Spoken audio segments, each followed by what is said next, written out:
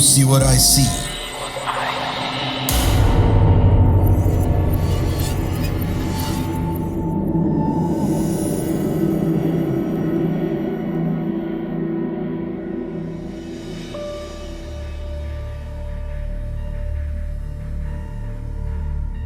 Halo semuanya, saya Risha dari Purwokerto. Kali ini izinkan saya bercerita mengenai warisan, atau lebih ke genrenya horor kriminal ya. Kisah ini cukup viral dan juga masuk di media-media besar, baik itu online maupun cetak. Kisah ini sudah benar-benar menggemparkan masyarakat Banyumas dan sekitarnya. Nama dan juga daerah aslinya saya sengaja samarkan demi menjaga kerahasiaannya ya. Tapi kalau mau baca beritanya bisa cari aja, googling juga ketemu, oke? So, selamat mendengarkan. Inilah dia cerita saya.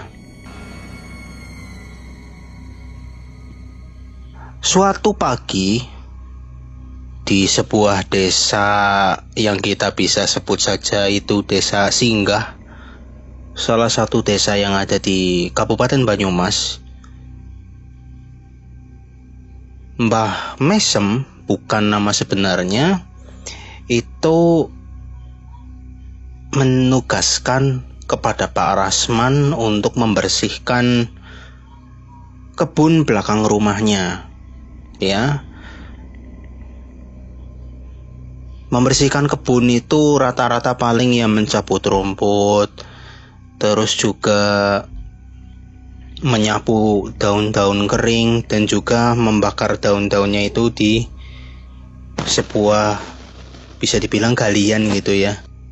Itu udah jadi kebiasaan orang-orang desa yang ada di sana kalau habis bersih-bersih, bakar sampah-sampah keringnya ya di kubangan itu. Setelah selesai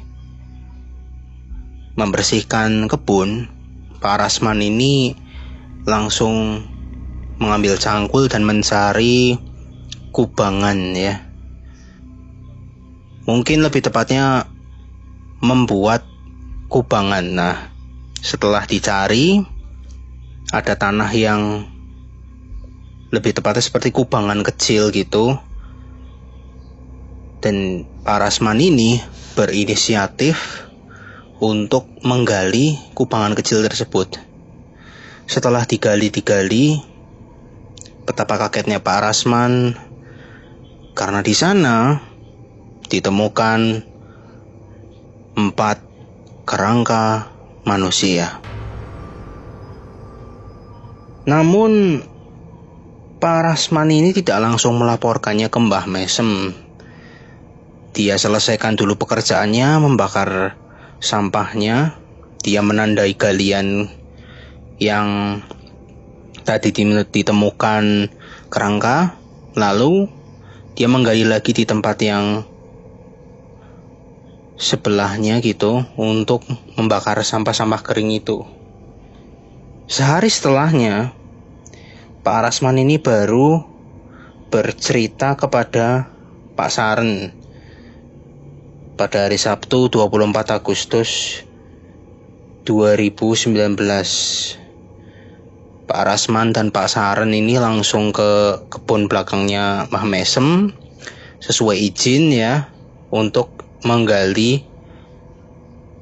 Dan Pak Saren pun juga terkejut karena ditemukan 4 kerangka di galian tersebut. Penemuan tersebut dilanjutkan dengan laporan ke kepolisian sektor Banyumas. Dan tak butuh waktu lama ya, teman-teman semua, pihak Polres Banyumas berhasil mengungkapkan identitas 4 kerangka manusia di Desa Singgah yang diduga korban pembunuhan dengan motif dendam didasari perebutan tanah warisan.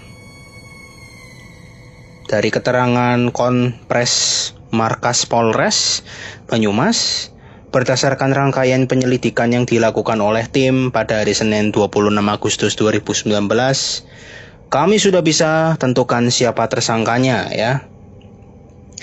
Kita sudah dapat simpulkan, kemudian kita lakukan langkah-langkah untuk melengkapi barang bukti yang bisa kita kumpulkan ya. Alhamdulillah sekarang sudah terkumpul semua, kata Kombes waktu itu. Menurutnya 4 kerangka manusia yang ditemukan di halaman belakang rumah Mbah Mesem merupakan kerangka dari 3 anak Mbah Mesem dan 1 cucunya. 4 kerangka tersebut terdiri 3 laki-laki dan 1 perempuan.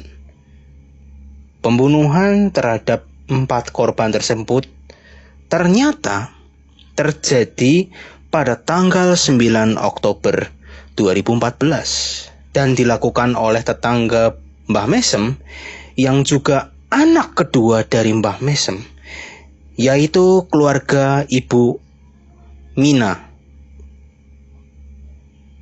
ungkap Kapolres. Ia mengatakan pihaknya telah menetapkan 4 anggota keluarga Mina sebagai tersangka dalam kasus tersebut karena mereka mengetahui dan merencanakan rangkaian pembunuhan terhadap 4 korban. 4 tersangka tersebut terdiri Ibu Mina beserta 3 anaknya ya, yaitu I, P, dan juga S. Menurut dia, motif pembunuhannya adalah dendam yang didasari masalah warisan. Kejadiannya itu pada siang hari ya.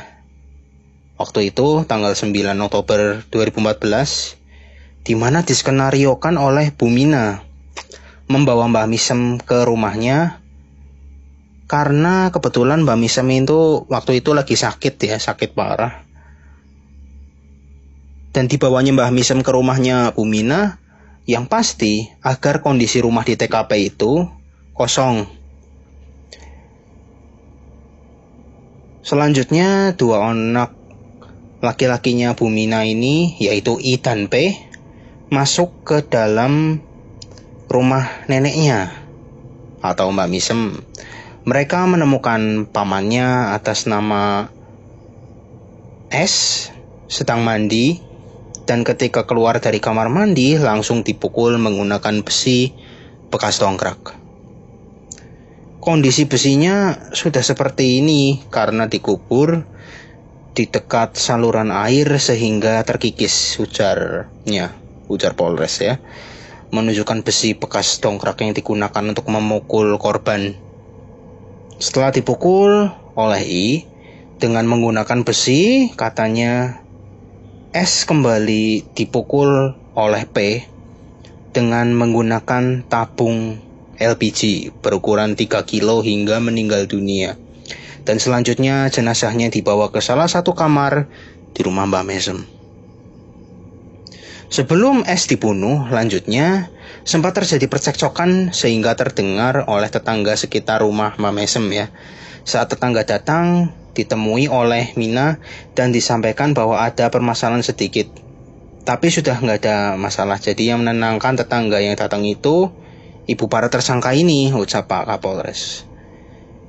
Ia mengatakan I dan P selanjutnya menunggu kedatangan penghuni rumah Mbah Mesem lainnya, hingga akhirnya datanglah korban kedua, yaitu Pak SU lah ya. Tadi kebanyakan S, mbok kalian bingung gitu.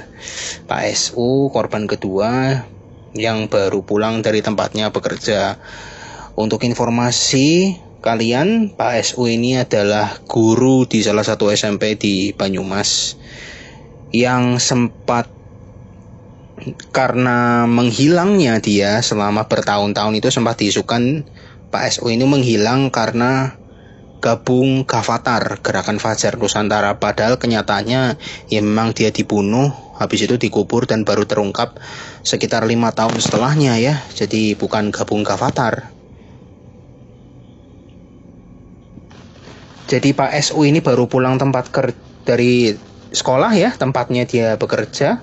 Sesampainya di rumah, kata Pak SU yang merupakan guru ini langsung dibunuh oleh kedua tersangka dengan cara dipukul menggunakan besi dan tabung LPG, sama seperti korban pertama.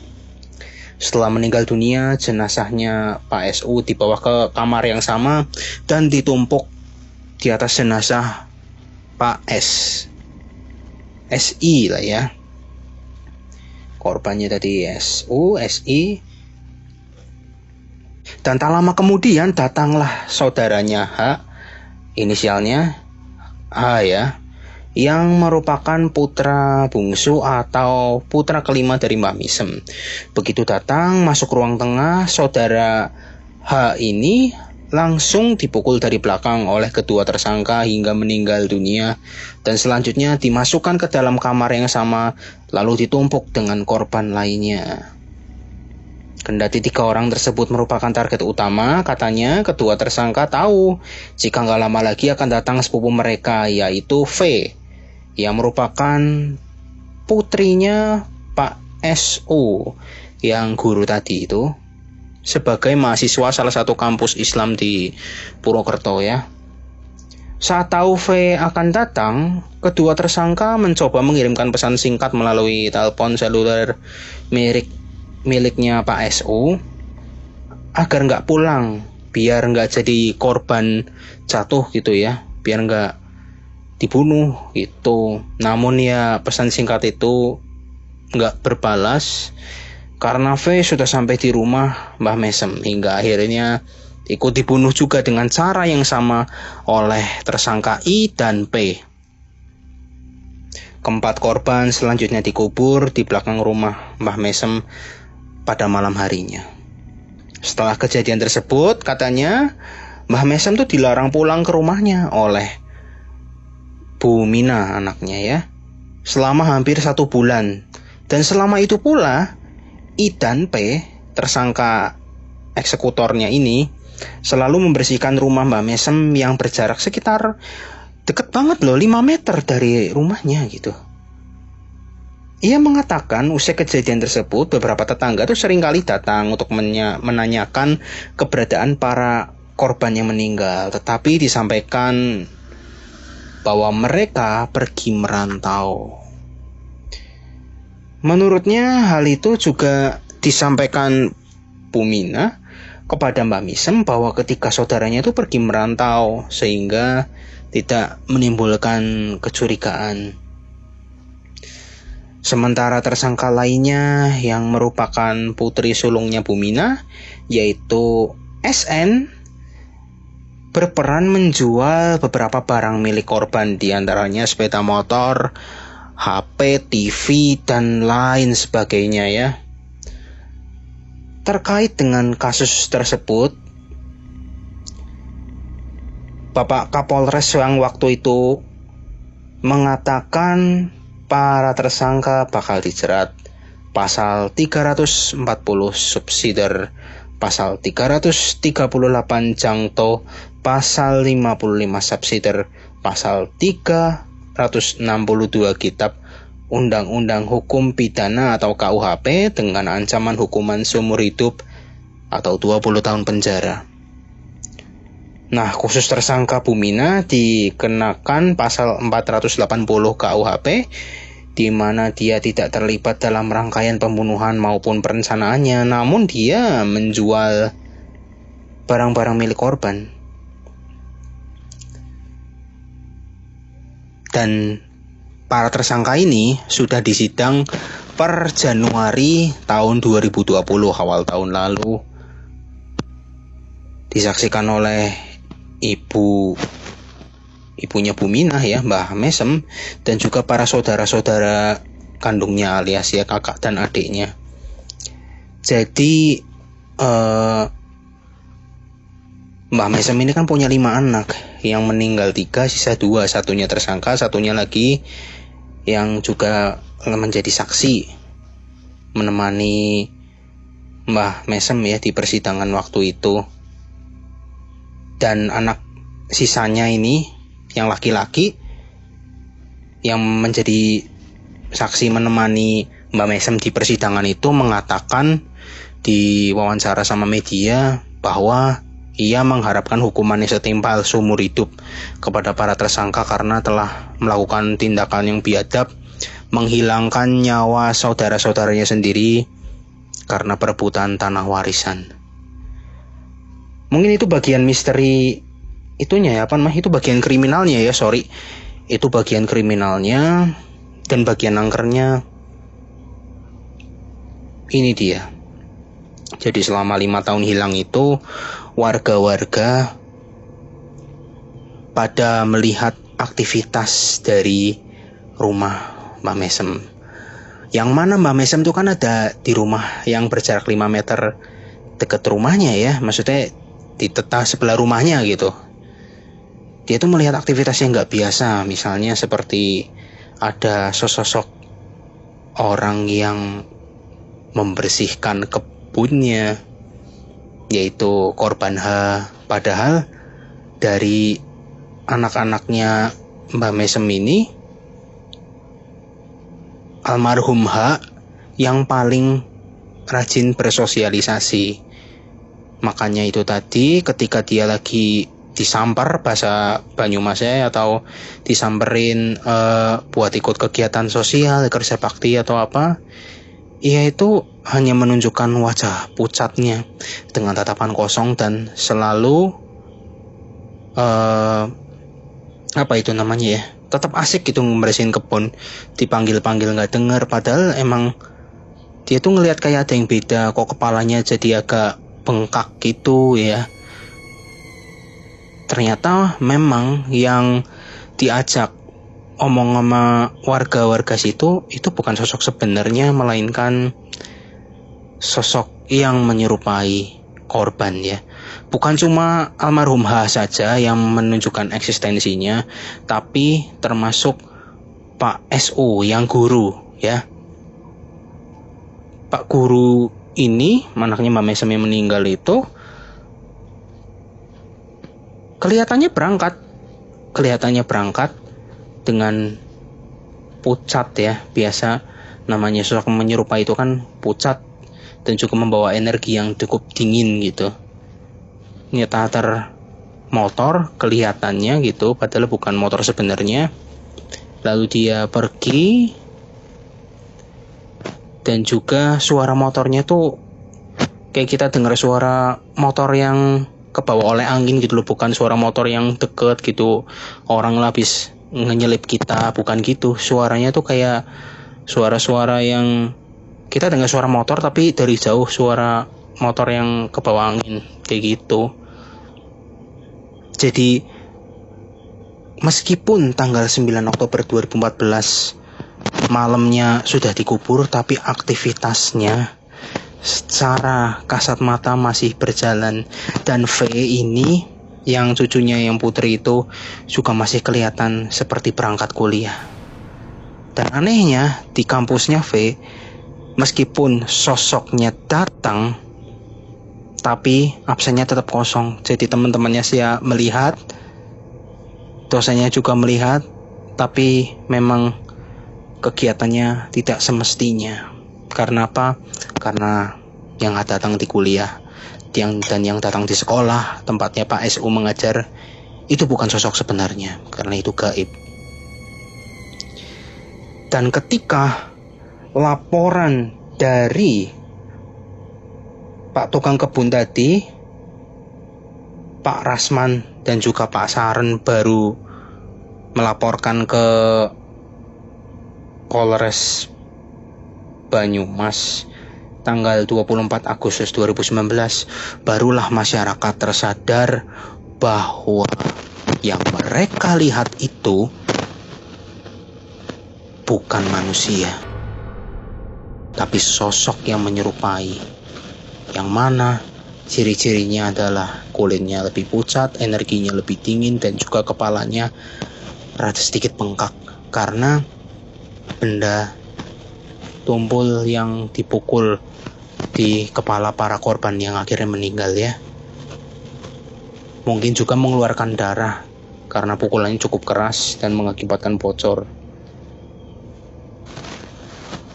Warga sebenarnya sudah menyadari, maksudnya karena sebagian besar anak-anaknya Mbah Misem ini cukup lama tinggal di Jakarta, jadi ya jarang bersosialisasi. Paling-paling korban yang almarhum H ya, yang H yang bersihin kebon tadi, sama yang paling gampang diajak sosialisasi, ikut kerja bakti dan lain-lain itu yang H. Selebihnya ya mereka korbannya itu hanya menjalani aktivitasnya masing-masing. Ada yang jadi guru seperti Pak SU dan juga masih mahasiswa seperti almarhum V. Dan ketika saya mendapatkan cerita ini dari salah satu kawan saya yang dekat rumahnya dengan ya Mbah Mesem, dekat dengan Mbah Mesem, itu akhirnya dari yang tersisa anak-anaknya, sisanya cuma satu ya, akhirnya memanggil notaris buat kayak survei gitulah, ngukur-ngukur dulu layaknya mengurus pertanahan dan urusan warisan. Akhirnya ada tim notaris pada ke situ. Namun baru menengok ke rumahnya, mereka langsung lari. Mereka ketakutan. Karena apa? Karena mereka disambut oleh sosoknya.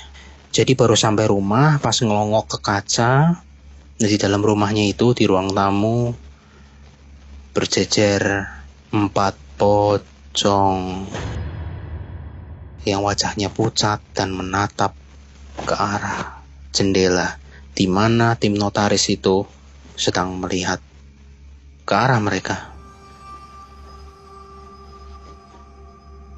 Kasus pembunuhan karena warisan ini bukan yang pertama kali ya terjadi di Indonesia. Tapi salah satu kasus ini yang ada di Banyumas ini cukup membuat gempar. Harta itu kan gak dibawa mati. Yang kita bawa mati adalah nama baik dan juga amalan-amalan kita. Mudah-mudahan dengan cerita ini kita semua tidak kemaruk dengan yang namanya harta. Kita semua juga makin sadar bahwa harta itu ya titipan. Toh kita juga hidup di dunia ini juga sementara kan. Dunia ini juga fana. Berbuatlah sebaik mungkin. Tolong bina hubungan yang baik dengan saudara-saudara kandung ya, yang rukun, yang akur. Kalau emang ada masalah apa-apa yang dibicarakan, jangan malah main bunuh-bunuh gini. Ya sekarang para tersangka pun sudah menanggung akibatnya dengan sudah dipenjara semua, dan juga kasusnya sudah ditutup alias sudah selesai. Mudah-mudahan para arwah korban pembunuhan ini juga husnul khotimah, dan juga jangan sampai terjadi lagi kasus yang seperti ini ya. So terima kasih semuanya sudah mendengarkan cerita saya. Saya juga ada podcast ya, podcast bergenre komedi, namanya Blaka Suta Podcast. Bisa didengerin di Spotify dan di follow ya di Instagram @blakasutapodcast. Tayang seminggu 2 kali. Terima kasih semuanya. See you on the next episode.